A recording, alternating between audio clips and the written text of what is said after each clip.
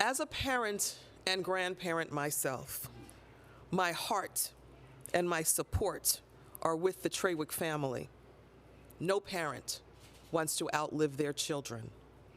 While any premature death of a child is tragic, it is particularly traumatic when a child loses their life to violence, especially at the hands of those who are supposed to protect us. As co-chair of the Black, Latino, and Asian Caucus in 2019, I supported the Trawick's fight for accountability. And as Speaker, I've continued to support their demand for accountability because it is critical for this family, our city, and public safety. This week, a disciplinary trial began to examine some of the misconduct charges against the two officers for their actions that resulted in Kowalski's death. Ellen and Ricky Trawick have been here every day of this trial, flying in from Georgia, where they live and where they work.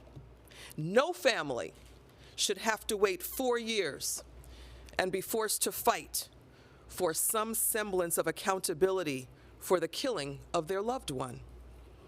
On top of that, there have been multiple efforts to obstruct it, with the latest being the NYPD trial judge to unilaterally throw out an important disciplinary charge against the officers.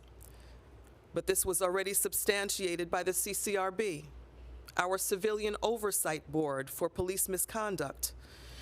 I expressed my opposition to this action, which is both unacceptable and legally questionable by potentially violating the NYPD's Memorandum of Understanding with the CCRB. Once again, as a parent and a grandparent raising children in this country, this is our worst nightmare. And yet, too often, it's a reality. It pains me to hear the stories, time and time again, of Black parents losing their children at the hands of police violence. I think about my own children, my own grandchildren. Just as they should be safe in their homes, Kowalski, too, should have been safe in his. The fact that he is not is both saddening and enraging. Ellen and Ricky, I want to thank you for being here and for your courage. I know it's not easy. And I want to apologize on behalf of this council for all you've been through in having to fight for basic accountability. When police officers or anyone bestowed with the public's trust commit acts of misconduct, they must be held accountable. I've been troubled by the repeated efforts of late to subvert civilian oversight for discipline in police misconduct cases, of which there are too many to even list. In the case of the officers who killed Kowalski, the CCRB has substantiated disciplinary charges against officers and recommended that they both be fired. I encourage all of the reporters in this room to speak freely with Ellen and with Ricky following this press conference and hear firsthand from them about what they've been put through related to the killing of their son and in seeking basic accountability for it. As Speaker and as a council, we support you in your pursuit of accountability for Kowalski's death, and we recognize the continued pain and trauma that you've been forced to endure as a result. And we thank you again for being here today. Yesterday, the mayor released his fiscal 2024 executive budget. The council has been pretty clear that our priority is ensuring that the budget delivers investments in the essential services that New Yorkers need to recover and succeed in our city. While there were some adjustments to the most recent PEG proposed by the administration, the executive budget still includes another PEG totaling $1.6 billion in proposed cuts and maintains all other previously enacted and proposed PEGs that total more than $4 billion over fiscal year 23 and 24. Our libraries, CUNY, and other essential agencies and services that New Yorkers rely on are still facing significant cuts that are harmful. Chronic understaffing and inadequate resources at city agencies have already made it difficult for them to fulfill their obligations to deliver critical services and programs. As a result, New Yorkers are not getting the help they need, whether it's food assistance, housing vouchers, or other important services. New Yorkers, and especially our working families, are already stretched thin as they face a crisis of affordability in this city. As a government, it is our responsibility to deliver, and we cannot afford to fail them at this critical time. New Yorkers need smart investments in key services that will set them and our city up for success. For example, earlier this week, I was joined by Mental Health Committee Chair Linda Lee, Majority Leader Keith Powers, Councilmember Eric Bottcher, and mental health advocates and service providers to release our mental health roadmap. This detailed plan that focuses on strengthening our mental health care infrastructure and services with evidence-based solutions contains the type of investment that the city must prioritize. We're facing a mental health crisis, and if we do not take meaningful steps to meet this need, our city will fall short for New Yorkers. This is not just one example when we talk about essential services that we must prioritize for investment, and the council is fighting to deliver. As we continue to negotiate the city budget, we will be guided by these priorities to invest in the people of our city and their needs. Now let's move on to the stated agenda. First, we will vote on the following finance items: a transparency resolution approving new designations and changes of certain organizations receiving funding in the expense budget, a preconsidered resolution to authorize Article 11 exemption for one building in Washington Heights in Councilmember Abreu's district, 5 preconsidered resolutions to authorize one new Article 11 exemption and amend 4 prior Article 11 exemptions for 4 buildings in East Harlem in Deputy Speaker Ayala's district, a preconsidered resolution to authorize Article 11 exemption for one building in West Harlem in Councilmember Richardson Jordan's district, and a preconsidered resolution to authorize an Article 11 exemption for one building in the Upper West Side in Councilmember Brewer's district. Next, we'll vote on the following land use items. 24-56 Far Rockaway Boulevard rezoning will facilitate the construction of a new mixed-use building and approximately 26 housing units. The council is modifying the application to change the proposed R6B district to an R5D district and remove an existing school from the rezoning area to better reflect the surrounding community character. The council is voting on a motion to file the text amendment, which was withdrawn by the applicant in Majority Whip Sylvina Brooks Powers district. 246-06 South Conduit Avenue commercial overlay, an application to bring an existing tire shop into conformance with the zoning, also in Majority Whip Brooks Powers district. That's a mouthful, Savannah. Next, we will vote on the following pieces of legislation. Resolution 487, sponsored by Councilmember Ina Vernikoff, would recognize April 29th as End You Hatred Day annually in the city of New York. Resolution 460, sponsored by Councilmember Amanda Farias, would call on the state legislature and the governor to fully fund the MTA in the 2024 budget so that riders have effective, affordable, and frequent public transportation, and to ensure the MTA maintains fiscal stability. Next, we will vote on a package of bills aimed at improving government efficiency and eliminating outdated entities. Resolution 566, sponsored by our Governmental Operations Chair, Councilmember Sandra Ung, approves the report and Advisory Board Review Commission's determination recommending the waiver of 8 reporting requirements that was communicated to the City Council on January 24th, 2023. Introduction 1004A, sponsored by Councilmember Natasha Williams, would repeal certain reporting requirements selected for waiver by the Commission and amend certain outdated and unnecessary reports and studies. I invite, is she here? She's not here yet, okay. Introduction 984A, sponsored by Councilmember Gail Brewer, would repeal certain outdated and unnecessary provisions, temporary programs and pilot programs, and unconstitutional provisions from the Administrative Code of the City of New York. And I thank Councilmember Brewer for her leadership on this bill. And Introduction 986A, sponsored by Councilmember Amanda Farias, would repeal certain outdated and unnecessary advisory boards, task forces, and commissions from both the city charter and the administrative code. I invite Councilmember Farias to the podium to speak about her legislation. Thank you, Speaker. Today I'm excited to see two bills of mine that prioritize the efficiency of our city government being voted on today. The first, Resolution 460, which calls on Governor Hochul to fully fund the MTA and make 6-minute service a reality. This is something all New Yorkers need right now, and while we still have time to make life-saving choices for New Yorkers, this council is demanding it be included in our state budget. The second, Introduction 986A, the omnibus repeal bill, focuses on amending and repealing more than 15 non-essential task forces, advisory boards, and commissions. This bill is a part of a larger package with my colleagues, Councilmembers Sandra Ung, Gail Brewer, and Natasha Williams. We, as a council body, with the leadership of Speaker Adams, are taking the initiative to do some very necessary spring cleaning.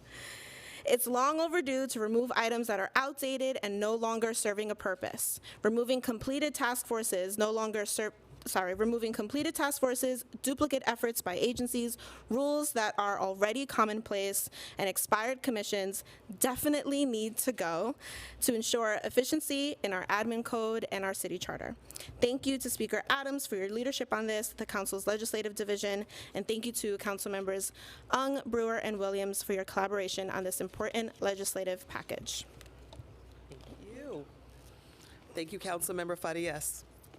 Next, Introduction 891A, sponsored by Councilmember Rafael Salamanca, would allow gaming for charitable purposes at professional sporting venues. This bill would authorize sports venues to conduct raffles during professional and collegiate sporting competitions from 2 hours before the beginning of play until the end of play.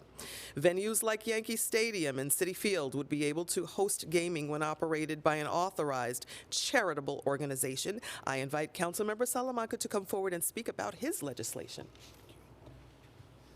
Thank you, Madam Speaker, for allowing me to speak on Intro 891. Across the country, professional sports teams are raising incredible sums of money for local charities through games that are completely separate from the action on the field. The game and 50-50 fan raffles. The very rare exception, however, is teams who play in New York City sports venues who, as a result of an antiquated section of New York City Charter, are prohibited from hosting games of chance at stadiums and arenas. For those of you that don't know, 50-50 raffles are a staple of stadium fans' experiences that have been around for decades. Teams sell numbered raffle tickets before and during games, before announcing the winning ticket near the end of the game.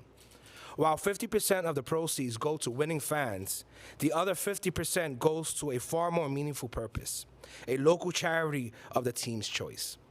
With Intro 891, we are bringing the city in line with what is already allowed at sports venues across New York State and virtually every other state in our country, all the while paving the way for sports teams to raise hundreds of thousands of dollars for charities each season. Thank you. Thank you, Councilmember Salamanca. Next, Introduction 190A, sponsored by our public advocate Jumaane Williams, would require the Department of Homeless Services to create a Bill of Rights that inform individuals experiencing homelessness of the rights and services available to them. DHS would have to make this information publicly available on its website, in shelters, and in social service offices. Oh, there he is. I invite our #1 Knick fan next to me, our public advocate, Jumaane Williams, to speak about his legislation. Welcome. Thank you so much, Madam Speaker. First, I just want to say greetings to the Troig family and align myself with every single word that you said. And while I'm not surprised that you are again in the forefront of leadership, I just want to say thank you. Thank you to the Speaker for allowing me to speak and support this bill, and the Chair, Majority Whip, the Chair Ayala for her support. We're in a moment when the housing and homelessness crisis is deepening, both for the people seeking asylum here and the 50,000 people who are here in our shelters before they arrived. I want to be clear that the homelessness and housing crisis has been a crisis before our aspiring New Yorkers came, and had it been dealt with then, this wouldn't be exacerbated right now, which is what is happening. Homeless individuals are being targeted, demonized, and dehumanized inside and outside of shelters. Unhoused people feel like they're left without support, without options, without rights of recourse. Amid a system that has failed for so long and has left people feeling abandoned and powerless. Instead of centering the need to provide safe, supportive, deeply affordable, income-targeted housing, unhoused people are being treated as a nuisance, as sometimes to be ignored or even removed. This bill establishes and codifies a statement of rights, defining the rights of homeless individuals within and outside of our shelter system. Those rights include shelter, access to legal services, request of an interpreter, and have documents translated when interacting with city agencies, educational options for children experiencing homelessness, voting rights, voter registration and how to find polling places, information on how to file a complaint, and protection against retaliation for filing complaints, protections against discrimination, and the right to remain outside. It also details the rights of individuals in shelters. As we work to get people into permanent, affordable, and income-targeted housing, we need to codify the rights of homeless individuals into law, to clearly state and make them known, to ensure that they are upheld and that people are empowered to demand what they deserve.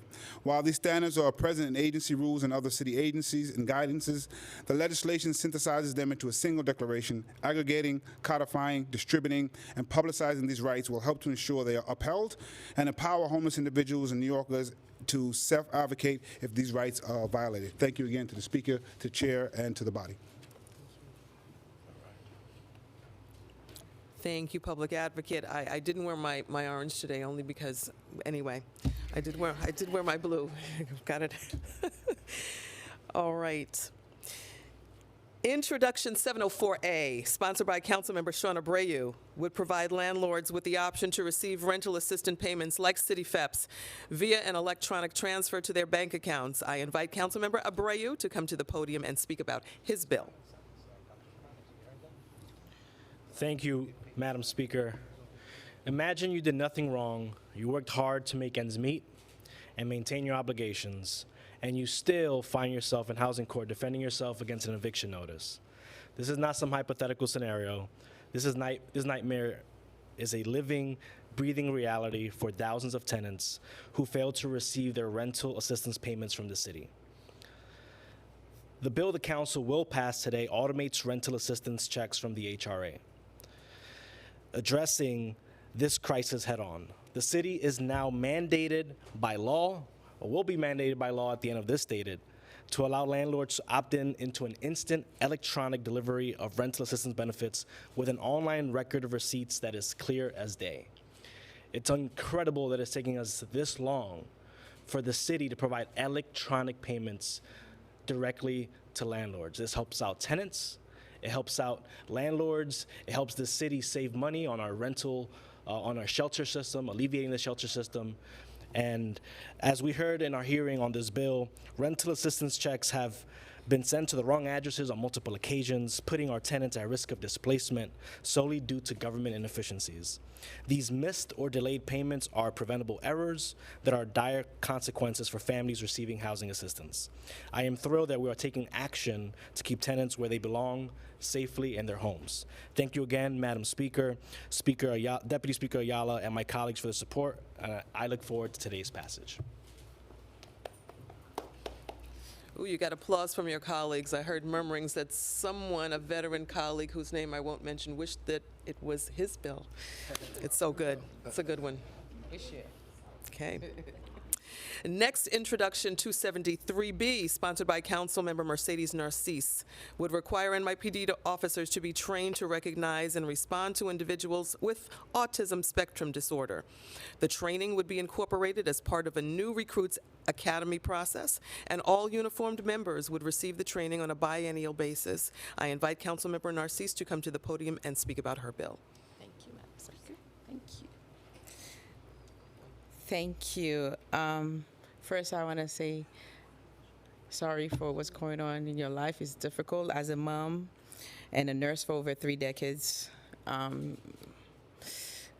It's difficult, and we need to do better. When we lead with kindness and compassion, our city moves in the right direction. Today, with the passage of Intro 273B, we are doing just that. There are more than 300,000 New Yorkers are on the autism spectrum, and the number of New Yorkers with ASD is on the rise. This increase will ultimately lead to more interaction between NYPD and New Yorkers with ASD. New Yorkers with ASD have unique needs, and at times their behavior and mannerism can be misinterpreted by police officers as an act of aggression. This bill will fully train our police officers, all the force, on how to best approach and engage with people on the autism spectrum. This will lead to safer outcomes for all parties involved. An interaction with police for a person with autism spectrum disorder can be severely traumatizing and unfortunately at times inevitable. While I wish trained medical professionals could be on the scene as first responders to all the calls involve people with ASD or mental health issues, but unfortunately, it's not happening today. Until we increase funding for those services, and the NYPD will continue to be the primary first responders. It is unfortunate. To that point, we must adequately train officers to increase their recognition of autistic behaviors and help avoid misinterpretation and escalation. I thank you, Madam Speaker. This is very dear to my heart. Recently, a parent called me in New Jersey. Her child was took to the police, to the precinct, because he had a phone, and they're trying to get the phone because they assumed that he took a picture of someone, a young lady, at the ring.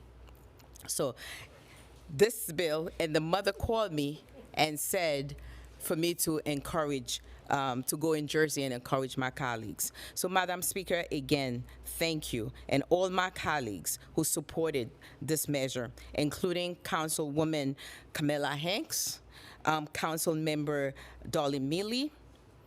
I thank you, and the chair of the committee, of course, Hanks, the public safety, the NYPD, and all the advocates who helped me for this bill to get to this place today. I thank you all. So let's do it, New York. We can do it. Thank you. Thank you, Councilmember Narcisse. That one gets to my heart as well. Finally, we will be voting on a package of critical street safety bills. While traffic fatalities have fallen sharply over recent decades, the overall increase in traffic violence since 2018 has been concerning, particularly the increase of children killed on our streets. This year alone, we've already lost 41 people to traffic-related fatalities, which are preventable tragedies. Behind every crash is a family and a community impacted by this violence, and it's important that the council advance equitable policies like the legislation we're voting on today to ensure that all New Yorkers can live, work, and commute on our safer streets. Introduction 805A, sponsored by Public Advocate Jumaane Williams, would accelerate and modify the study and reporting of traffic violence incidents as required by local law. It will require the comprehensive study that DOT is required to conduct after all traffic crashes involving a pedestrian fatality or serious injury take place every 4 years instead of every 5 years. DOT will now be required to submit the study to every community board. In addition, the legislation will require that the reports that DOT produces every 3 months on serious vehicular crashes now be submitted to the Speaker and all community boards as well. And once again, I invite Public Advocate Williams to come back to the podium to discuss this important piece of legislation. Thank you so much again, Madam Speaker, and thank you to our Majority Whip and Chair of the committee, Councilmember Brooks Powers. For years, traffic violence has been dubbed a silent epidemic. In 2022, 255 people died from traffic crashes, and our city has not seen this figure go below 200 for years. Every person who was a part of these numbers would be alive today and should be alive today. Traffic deaths are preventable, 100% preventable. It's my hope that the bills being voted on today will be part of that prevention, including mine. My bill will require the Department of Transportation, or DOT, to expedite studies of traffic crashes involving pedestrian fatalities or serious injuries every 4 years, an increase from the current requirement of a 5-year assessment. DOT would also analyze the conditions and factors behind each crash and develop strategies to improve pedestrian safety. The bill would also require DOT to make publicly available inspection reports of locations that have encountered 4 or more crashes involving death or serious injury. The legislation would increase transparency, aid collaboration, and help prevent traffic violence. It's important to be clear that these bills represent a foundation, definitely not a finish line. This tragic amount of traffic deaths isn't going to slow down unless we do. So we have to make sure that we continue to support laws in the state as well that help us do that. So much of the budget negotiations have been dominated by a so-called focus on public safety, but it ignores things like street safety, where we have solutions proven to save lives. And I always try to talk about this along with gun violence, because they are the things that are the most preventable, and it makes it so hard that we are still allowing people to die because of them. Thank you. Thank you, Public Advocate. Introduction 679A, sponsored by Councilmember Rita Joseph, would require the installation of traffic calming devices to safely slow or reduce traffic in senior pedestrian zones, which are areas that DOT, in consultation with DFTA, have determined to be especially dangerous for senior pedestrians. Each year, the Department of Transportation will evaluate each senior pedestrian zone for the installation of traffic calming devices and install at least one in each senior pedestrian zone and at least 50 across all senior pedestrian zones. I invite Councilmember Joseph to come to the podium and speak about this bill. Thank you, Madam Speaker. The family of Trewick, we stand with you, and our condolences are with you as you navigate the system. Good afternoon, everyone. As you're aware, our community is a home to large number of seniors who rely on our streets and sidewalks to get around safely and comfortably. Unfortunately, we have seen an increase in accidents involving senior pedestrians, many of which are caused by speeding drivers, reckless drivers on the road. This is a matter of great concern, and it is our duty as this council to take action to protect our most vulnerable residents. That's why it's important for this bill to call on the DOT to install calming traffic devices in senior pedestrian zones throughout our communities. By installing these devices in areas where senior citizens are more likely to be walking, we can ensure they can move about our community with greater ease and confidence. These devices will also encourage drivers to slow down and pay closer attention to roads, which will help to reduce the number of accidents, and injuries in our community. In addition to installing calming devices, traffic is a cost-effective solution, as our public advocates have said. These are so much preventable measures that can be implemented quickly. We make our streets safer for everyone, especially our seniors, as I have a mom who's senior who had me late in life. So I look out for her and all of the seniors in our city, especially for our seniors. Together we can make our community safer and more welcoming for all of our residents. Thank you. Thank you, Madam Speaker. Majority Whip, thank you so much for this. This is amazing. Traffic violence have hit my district very hard, and most every year I stand at a podium, I call out the names of my students who have lost to traffic violence. Other than supporting our young people, this is time that we support our seniors in our communities. Thank you. Thank you. Thank you, Councilmember Joseph. Finally, Introduction 854A, sponsored by Transportation and Infrastructure Committee Chair Majority Whip Sylvina Brooks Powers, would require DOT to implement daylighting at no less than 100 intersections per year, beginning in 2025. Daylighting prevents vehicles from occupying certain areas near an intersection as a way to expand sight lines for approaching motorists and all road users. DOT will also be required, whenever certain criteria are met, to install daylighting barriers such as bollards, bike racks, and other physical infrastructure to prevent vehicles from occupying those areas which have undergone daylighting. I now call on our Majority Whip, Brooks Powers, to come forward and discuss her major legislation. Thank you, Madam Speaker. And today I'm so excited to stand with my colleagues on the council to celebrate the passage of a package of legislation to improve street safety. Every year, far too many New Yorkers are victimized by preventable traffic violence. Last year, 255 lives were lost to traffic violence, including 16 young children. Last year was the deadliest year on our roads for children since 2014. The council is committed to improving street safety infrastructure and enforcement citywide and help realize Vision Zero in New York City. Today, the council will pass Introduction 854A, which I introduced in conjunction with Manhattan Borough President Mark Levine. This bill will require the Department of Transportation to daylight more than 100 intersections a year across the city, as well as study the benefits of daylighting for public safety. Daylighting is a proven safety measure that expands sight lines at intersections where traffic violence often takes place. Daylighting increases visibility to oncoming traffic and reduces danger for pedestrians and driver alike at these intersections. I believe daylighting, especially when implemented with physical features, can prevent injuries and deaths in New York, and I am proud to see this legislation pass today. These bills are part of a long-term project of this council to improve street safety. We will continue to pass legislation, hold the Department of Transportation accountable, and demand equitable street safety infrastructure in neighborhoods throughout the city.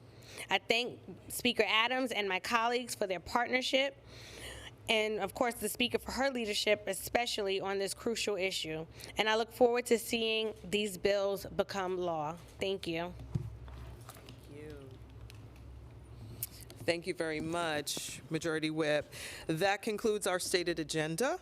And with that, we will take on-topic questions first. On-topic questions. Joe. I had a question about the budget remarks you made earlier. So the budget will be an off-topic. It's just the legislation that. The bills. We'll come. Nothing on the legislation? Really? Really? Good bills. Thank you. Thank you. Thank you so much. Thank you. I'm not going to abandon you. You can, thank you. You're going to stay, Tiff? Thank you. Come on.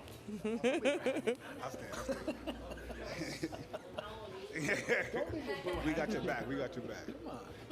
SCQ for what? All right. Joe? Yes, sir. Good.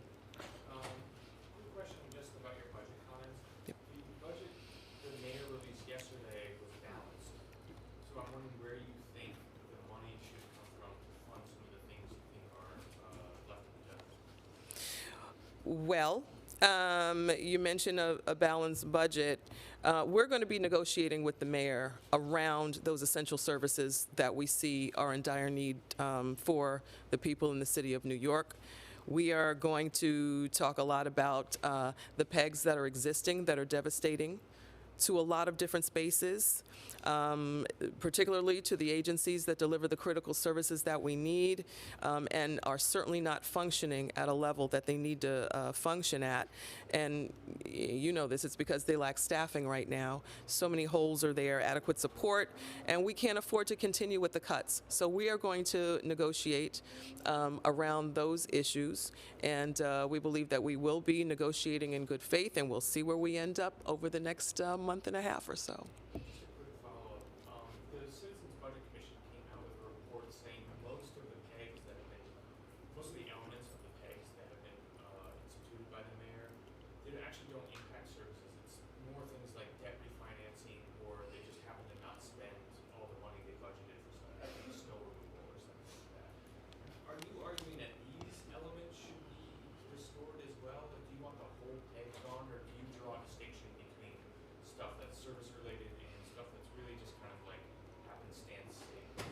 Yeah, well, again, we are responding in our negotiations, or will be responding to the PEGs overall.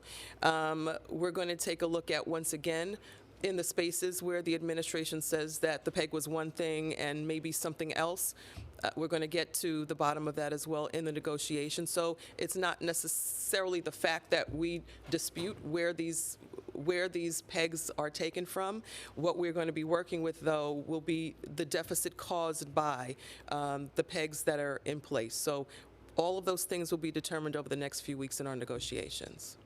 Thank you, Joe. Hi. Good afternoon. Hi, Speaker. Yana. In terms of the Trawick family and your Yes. call for accountability, what specifically does that look like for you in terms of the ongoing NYPD disciplinary trial? Well, first of all, the CCRB must be respected as the oversight body for the city, and when it comes to the NYPD, and that has been in question for a very long time. The oversight board has recommended certain items, and we as a body do support and respect the CCRB's role in its work, and it really should never be undermined and disregarded in its efforts to ensure accountability for misconduct. We are representing all New Yorkers, no matter who they are, no matter where they work, and that's why I do support the Trawick family. I support the CCRB's role within our government, and we do call for accountability. So does that mean then you want to see the charges against the officer substantiated ultimately at the end of the trial? We want the trial to go forward, and we want the system to play out. We want the CCRB's recommendations to be respected. Following up on that, Madam Speaker, I know you called for accountability from for both the officers, the police commissioner, but also the mayor, and I know he speaks often about public safety. Have you spoken with him about this particular case, especially when it comes to disciplining the officers and a New Yorker who some would say was not kept safe within New York City? I have not spoken with the mayor about this. Again, I wanted the role of the CCRB to be respected with that regard. So again, I am looking for the CCRB to have done its due diligence, and I respect the recommendation of the CCRB. Would you, if you have the opportunity to speak about this with him, we're in the midst of budget talks, but I don't know what you would say to the mayor in terms of that conversation about this? Well, as I said in my opening remarks, I would reiterate the same thing that I said, to this group today in my opening remarks. All of my sentiment regarding the Trawick family, regarding my involvement in past session, when the Black, Latino, and Asian Caucus sent the very first letter supporting this family to the prior administration. Here we are 4 years later dealing with this tragedy and looking for accountability for this family. So that would be the substance of my conversation. Speaker, I don't know if you heard the mayor's comments yesterday about NYPD overtime spend. He was saying that it shouldn't be a big concern. So I just want to ask you if you think that the NYPD overtime budget is a particular concern, maybe more than other agencies, and if you think that the spending, or I guess the budget allocation this year should be the same as last year, or if you think there should be adjustments. Yeah, thank you, Jeff. Jeff, the NYPD consistently blows past its budgeted amount for overtime costs in the hundreds of millions in a way that no other city agency does. We care about responsible budgeting and the fiscal health of our city, and allowing an agency's overtime spending to routinely go beyond its budgeted amount year after year is not responsible budgeting. Our budgets should aim to reflect our spending, and the numbers and proportions of other agencies are not even close or comparable. Ethan. So the revenue projection that the mayor's office put out ended up not being too far below what the council, put out in its budget response, and you highlighted that in your statement. Why do you think there's such different conclusions about, the resources that are available and what can be done with them? I actually read an article this week about why that is by a certain organization or media I am so proud to have some of the brightest minds working in our finance division, and their track record really does speak for itself. I've said many times from this podium that, our finance division, hands down, we put them against anybody. So we take a look at the numbers. The council's projections have been closer than OMB's to the city's actual tax revenue in almost every year since fiscal year 14. The fact is that we're not over projecting our tax revenue estimates as some have accused us of doing, but we're really, really glad to see the executive budget reflect that our projection was accurate, and that there are resources to invest in New Yorkers and the essential services they need, as well as plan for potential risks. I just think that traditionally there has been a way to look at the budget from one side of City Hall compared to the way that the budget is looked at on this side of City Hall. Speaker Adams, thinking about, I guess, approaching administration in negotiating, are there any specific areas of the budget that you guys feel like, any specific departments or agencies that you feel like need to be restored? And I guess how do you plan to approach that in your negotiations, given the mayor's preliminary and then Yeah. Yeah, thank you. Well, that is the nature of negotiations, is to talk about it and to hopefully come to consensus as best we can. There are various administrations right now that are hurting, that have been hurting for a long time, and because of the pegs that have been implemented, will continue to bleed out and cause a lot of harm to New Yorkers in need. And, we're still coming out of a pandemic. We've been facing very, very serious issues when it comes to our fiscal responsibility. But again, as far as agencies are concerned, we can go anywhere from DHS to HPD and beyond, and we can speak with any number of workers, as we have in our oversight hearings, to get their take on it as well. And many agencies agree that the work that they do is not sustainable in its current fashion. And if we support this type of a budget that continues to take away from essential services, that is certainly not going to be to the benefit of the people that we are sworn to serve. Hi, Kelly. Follow up to that question. What specific areas do you agree with the mayor on when it comes to his budget? And in your talks yesterday with him, did he seem open to negotiations to restoring any of the budget cuts he seemed to be prioritizing? Thanks for the question. We didn't speak about that specifically because that would open up negotiations, and we're not there yet per se. There are always areas that we agree in.